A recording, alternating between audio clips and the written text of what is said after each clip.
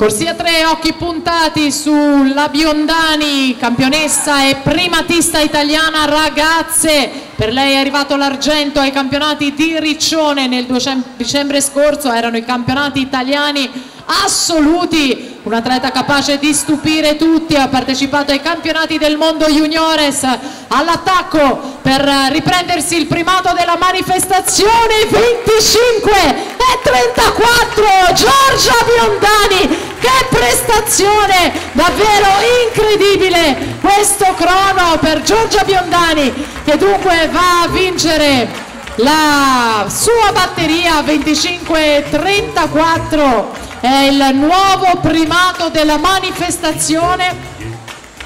A questo punto chiedo lumi